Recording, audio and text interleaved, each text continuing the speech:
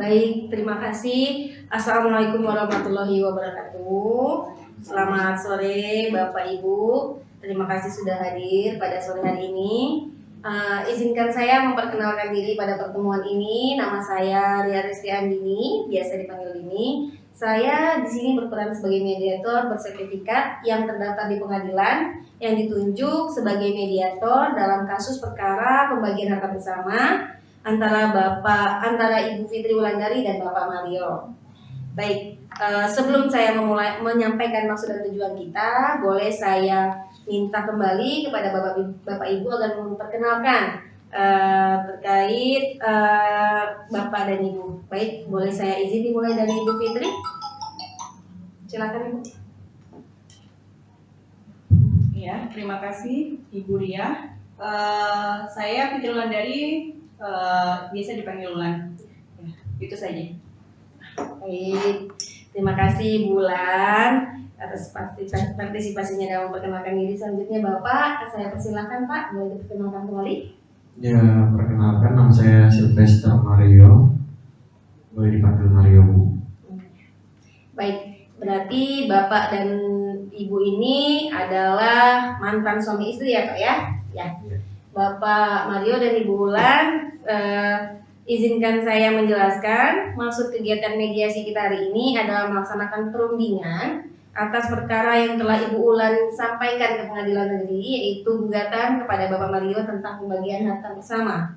Karena memang di pengadilan harus sebelum perkara itu diproses, maka harus dan wajib dilakukan mediasi. Pada kesempatan ini saya telah ditunjuk untuk melakukan mediasi agar Ibu Ulan dan Bapak Mario dapat mencapai kesepakatan bersama terkait pembagian harta bersama ini.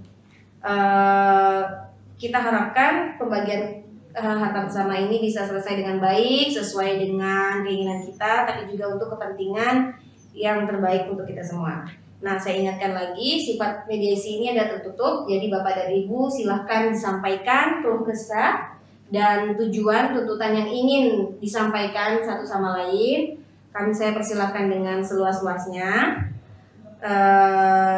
Maka saya juga harus menyampaikan pada kesempatan ini, saya di sini mediator harus bersifat netral dan tidak bisa mengambil keputusan. Diharapkan Bapak dan Ibu yang mengambil keputusan untuk kesepakatan bersama ini akan saya bantu sebagai fasilitator. Baik. Sebelum kita memulai mediasi, mari saya memandu agar pertemuan ini berjalan dengan lancar.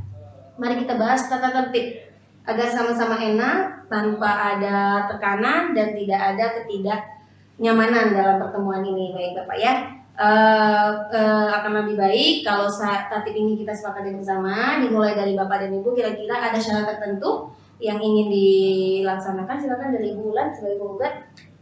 Saya tidak mau ya Mbak ya, dia berkata kasar atau bicara yang macam-macam di sini.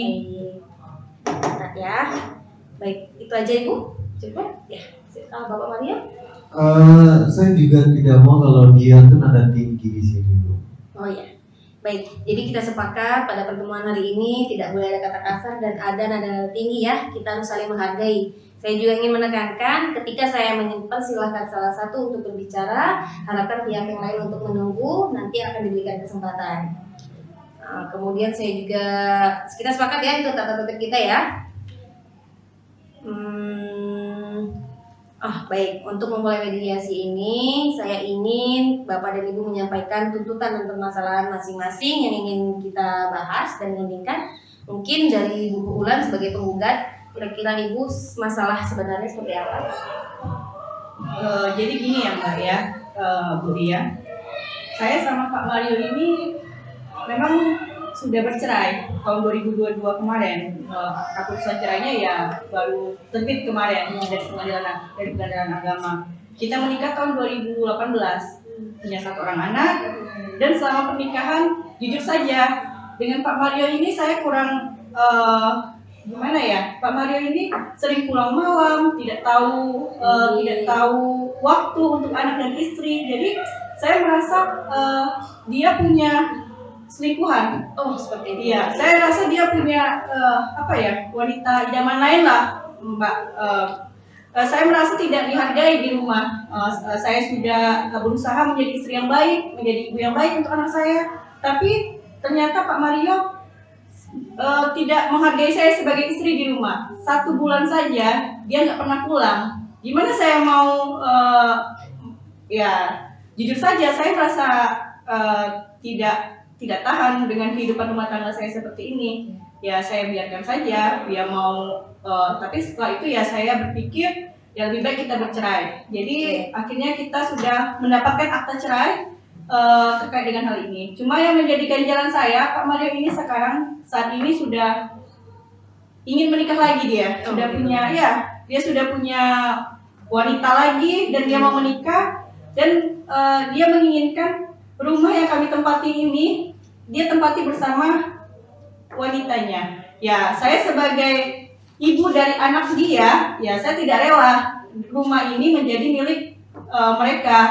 Tentu saja selama harta bersama yang kami hasilkan, saya maunya itu dibagi dan diberikan untuk kehidupan, terutama kehidupan anak saya ya. Kebetulan anak saya umurnya 3 tahun, kehidupannya masih panjang, masih butuh biaya sampai dengan dia nanti ke perguruan tinggi ya.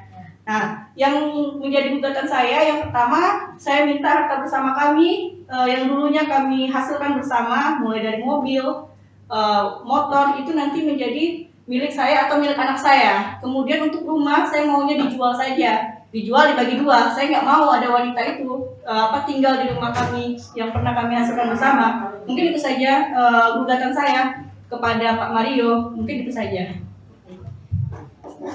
Terima kasih Bulan atas penyampaiannya.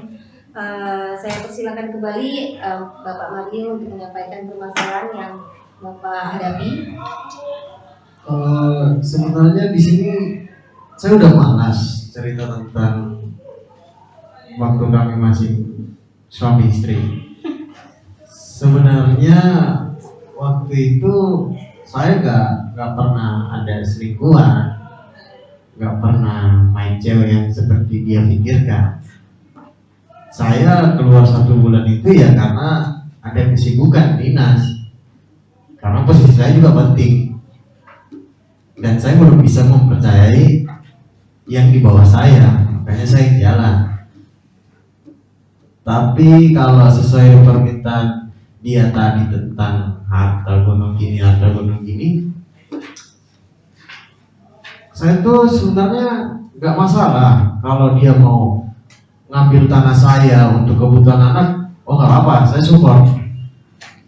Tapi kan kita nggak tahu emang kebutuhan anak atau dia aja yang mau ngambil, gitu aja.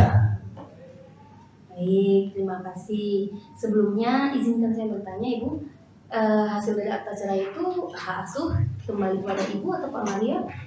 Kebetulan di akta cerai itu di amar putusannya anak bersama saya.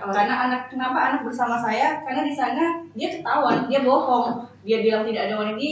Di sidang pengadilan pun sudah disampaikan, di fakta pengadilan juga sudah dihadirkan seluruh saksi-saksi yang ada. Dia bohong itu Bu, bahwa dia tidak memiliki wanita idaman lain atau dia akan segera menikah Ibu. Mungkin ya seperti itulah Bu, saya susah kalau sudah berurusan dengan laki-laki seperti dia.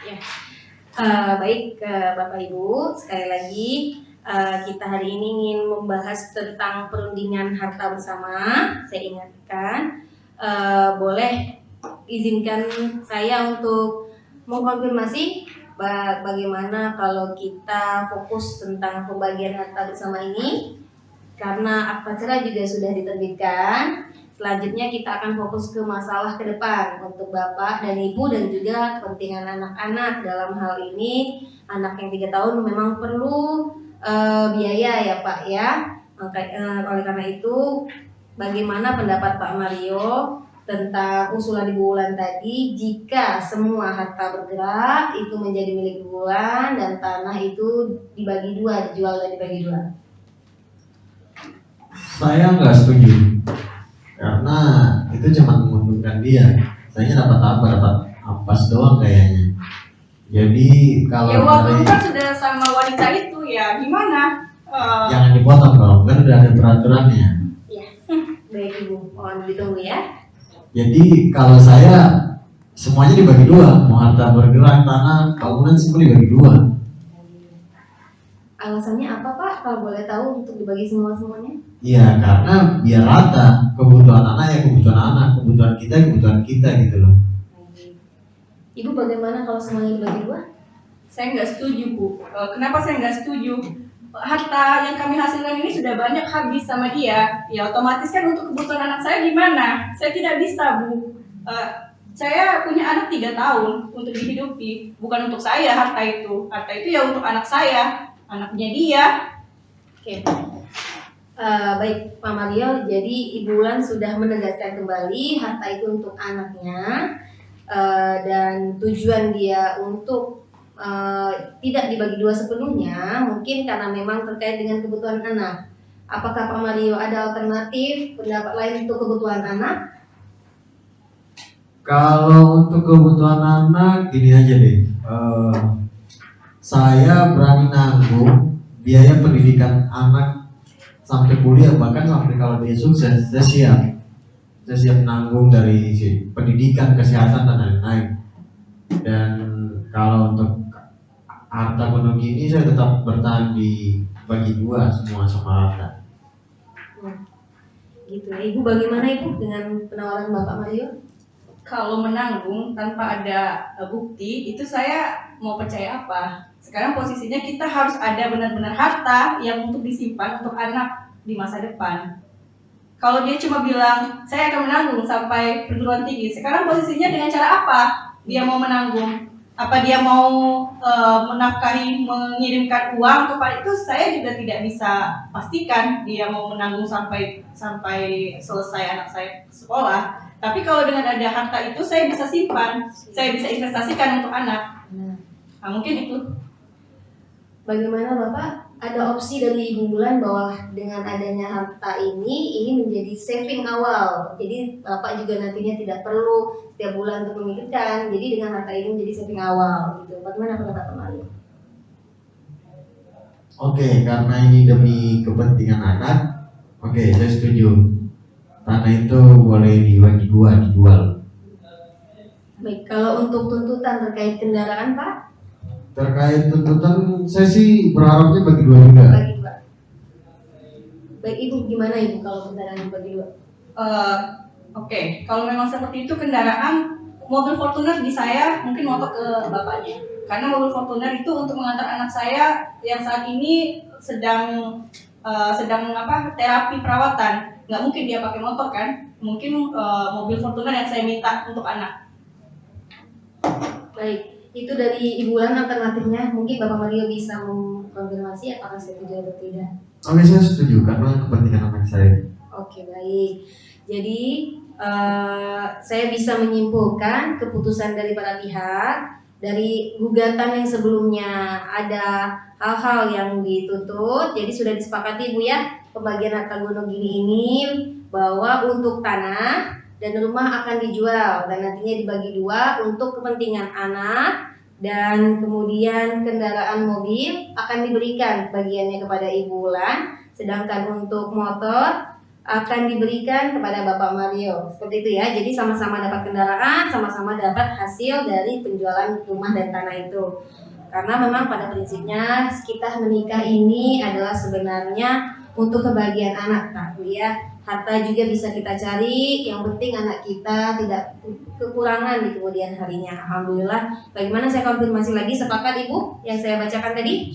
Sepakat. Baik, saya catat ini. Selanjutnya kita akan membuat dan merumuskan kesepakatan perdamaian ya. Akan saya tuangkan kembali dan saya cetak, nantinya akan ditandatangani oleh Bapak Ibu. Dan kita sampaikan ke pengadilan berupa akta perdamaian agar lebih kuat dan bisa kita langsung eksekusi tentang tanggung jawab masing-masing ya Pak. Baik, terima kasih sudah setuju semua ya Bu ya Pak ya. Saya harapkan Bapak dan Ibu sudah puas dan sudah menyampaikan semua keluh kesahnya. Saya sebagai mediator berterima kasih atas kesempatan dan kesediaan yang menyampaikan keluh kesah dan perundingan ini bisa berjalan dengan lancar semua tata tertib telah kita laksanakan dan alhamdulillah sudah sepakat untuk perdamaian, pembagian harta bersama untuk gugatan perkara Ibu Fitri Wulandari kepada Bapak Mario. Saya sebagai mediator akan menjadikan mediasi ini sifatnya tertutup dan tidak akan menyampaikan kepada pihak-pihak lain karena kita sudah sepakat dan damai. Selanjutnya, baik Bapak Ibu, karena kita sudah sepakat, kesepakatan perdamaian ini sudah saya tuangkan di sini. Mohon izin Bapak Ibu untuk dapat menandatangannya. Bisa dimulai dari Ibu Bulan, silakan Ibu. Terima kasih Bulan, silakan Pak Mario. Terima kasih. Alhamdulillah ini sudah kita tanda tangani. Saya juga tanda tangan. Selanjutnya akan saya sampaikan ke pengadilan agar nanti dikuatkan dalam akta perdamaian. Terima kasih. Assalamualaikum warahmatullahi wabarakatuh.